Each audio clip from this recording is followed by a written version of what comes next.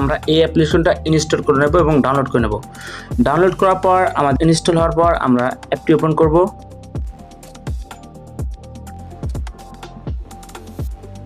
Open করার পর আমাদের সামনে এরকম ইন্টারফেস শো করবে। আপনি চাইলে আপনার ল্যাঙ্গুয়েজ সিলেক্ট করতে পারবেন। এইখানে অনেক ধরনের ল্যাঙ্গুয়েজ আছে, ইংলিশ আছে এবং কি আরবিক, ফ্রান্স, যে কোনো আপনি ডিফল্টে রাখবেন। আমি ডিফল্টে অ্যাপ্লাই করলাম। অ্যাপ্লাই করার পর আপনার সামনে এইরকম ইন্টারফেস শো করবে। আপনি এখানে দেখতেছেন যে object remover, photo enhancer, cartoon generator, sky change, background change AI, মানে সবগুলোতে এআই ইউজ করা আছে। আপনার কাজটা সম্পূর্ণ এআই করে দিবে।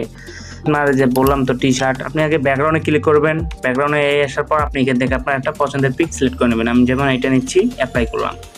করার পর আপনাদের সামনে এরকম ইন্টারফেস শো করবে। আপনি দেখছেন এখানে অসংখ্য ব্যাকগ্রাউন্ড দেওয়া আছে। এখন এইখান থেকে আপনি কাস্টমে ক্লিক দিবেন। কাস্টমে চাইলে আপনার নিজের যদি কোনো ব্যাকগ্রাউন্ড থাকে গ্যালারিতে, আপনি সেখানে